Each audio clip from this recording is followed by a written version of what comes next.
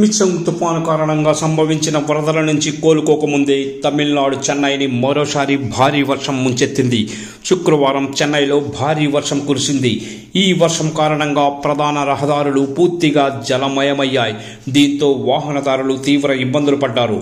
మొన్న సంభవించిన వరద నుంచి తేరుకోకముందే మరోసారి వర్షం పడడంతో చెన్నై వాసులు తీవ్ర ఆందోళనకు గురవుతున్నారు.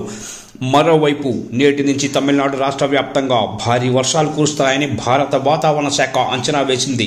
రానున్న 3 రోజుల్లో ఉరుములు మెరుపులతో కూడిన భారీ వర్షాలు పడతాయని తెలిపింది. మరోవైపు డిసెంబర్ 17వ తేదీన కేరళ, లక్షద్వీప్ దీవుల్లో భారీ వర్షాలు కురుస్తాయని తెలిపింది. ఆ 2 రాష్ట్రాల్లో వచ్చే 2 వారాల పాటు తేలికపాటి నుంచి మోస్తరు వర్షాలు కురుస్తాయని ఐఎండీ వెల్లడించింది.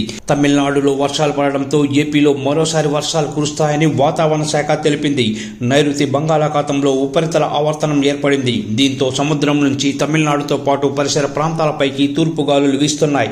ఈ ప్రభావంతో శుక్రవారం దక్షిణ కోస్తాలో అక్కడక్కడ వర్షాలు కురిశాయి.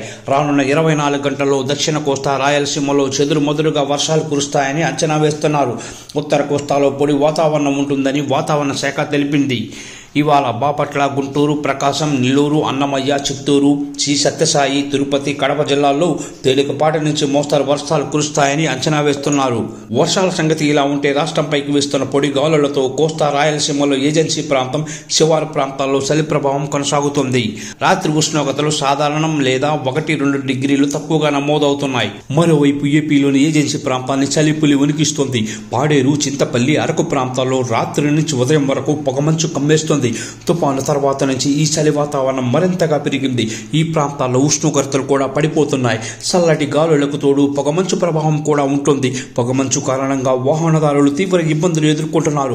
ఇక తెలంగాణ విషయానికి వస్తే ఉష్ణోగ్రతలు మరింత పడిపోతున్నాయి. విపరీతమైన చలితో ప్రజలు వణికిపోతున్నారు. పగటిపూట కూడా ఉష్ణోగ్రతలు చాలా తక్కువగా ఉంటున్నాయి. తెలంగాణలో చాలా చోట్ల సాధారణం కంటే 2 డిగ్రీల మేర తక్కువగా నమోదవుతున్నట్లు వాతావరణ శాఖ వెల్లడించింది. రాబోయే 3 రోజులు చలి తీవ్రత మరింత పెరిగే అవకాశం ఉందని పేర్కొంది. తూర్పు ఆగ్నేయం నుంచి తెలంగాణ వైపు గాలులు వీస్తున్నాయని ఐఎండీ తెలిపింది. ఈ ప్రభావంతో నేడు, రేపు రాష్ట్రంలో పొడి వాతావరణమే ఉండనుంది. హైదరాబాద్ నగరంలో చూస్తే శనివారం ఉదయం వేళ పొగమంచు తీవ్రత ఎక్కువగా ఉంది. తూర్పు ఆగ్నేయం దిశ నుంచి గాలులు ఎక్కువగా వీసే అవకాశం ఉందని హైదరాబాద్ వాతావరణ కేంద్రం తెలిపింది.